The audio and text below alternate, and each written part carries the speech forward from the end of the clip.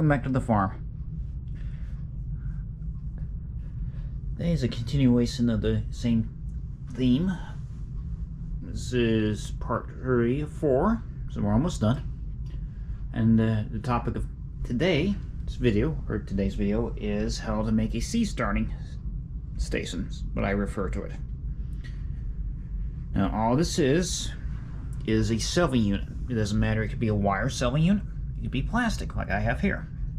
I went plastic because at the time I was a college student, so money was tight, so I was doing this on a budget. The next thing you will need is your light fixtures. Now the easiest recommendation I would make is if you have some unused workshop lights they can drop down on. These things will work perfectly fine. Now the newer versions are these LED lights, which I don't have turned on. There we go. Now you can see that really brightened up the unit, or the selving unit. Now I'm just going to turn this a little different so you can see here. You see I have two different spectrums. So this is supposed to help with plant growth, if I remember correctly, but don't quote me. I got that at 90% off because the store was closing down, so I wasn't really fussing. And what I did was just use some chains. You see there? Another option is use S-hooks with chains if you want to go that route. Your third option is what I call a tabletop unit, which is suspended. I find these to be a little more reliable.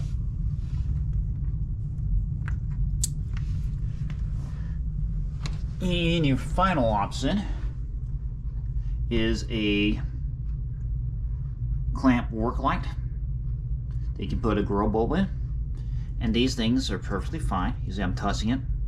This is not even hot.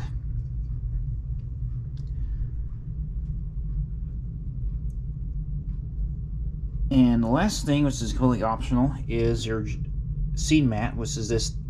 Think of it as an electrical blanket. You plug it in for germination, so a lot of times I will run these instead of the lights.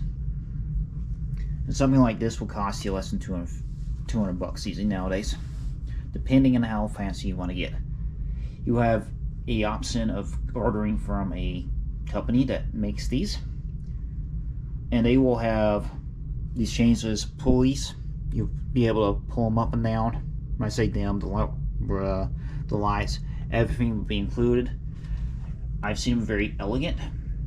Some of them have been upwards of $2,500, and it looks like something you will put in a living room. That good, but it's not necessary. And you see how the idea is with my aloe vera plants. And this doesn't cost a lot. The lights don't cost a lot to run. And these seed mats, once I have these seed mats, once the seeds are germinated, I turn the mats off and switch to the lights. Very easy to do. And you do have to run the lights between, well, I always say a minimum of 12 hours. Some people say 16. No more than 18 hours. Now you're going to have to finagle with it to see how yours work, because not everything else works. Now, something I just remembered, if you have a drop light like that, where it's an invisible bulb, you don't have to use a plant grow bulb. You just get the appropriate fitting bulb, which is T5, T8, whatever. But you want to go with the brightest lumens you can find. I think it's 8,000. That will work with that. And yes, you notice I have two different lighting types.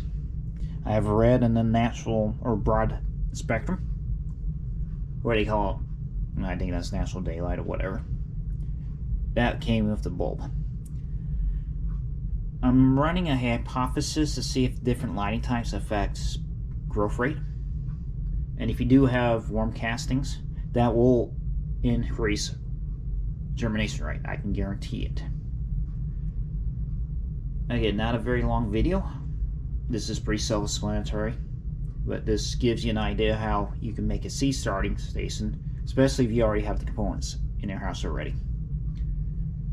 Alright, you want to do something like this, it all depends how fancy you want to make it.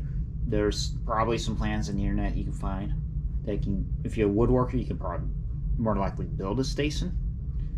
So it depends on what you want to do, but this is a guide, if you will. And I will talk to you in the next one. In the next video, we will be getting into the sea starting. So I'll show you more about the sea starting, the fundamentals, what I always look for, and all that stuff. How I handle my sea starting. Everyone does it a little different. Nothing wrong with that. And I will catch you in the next video. Thanks for joining. Feel free to leave a comment, and I'll catch you in the next one.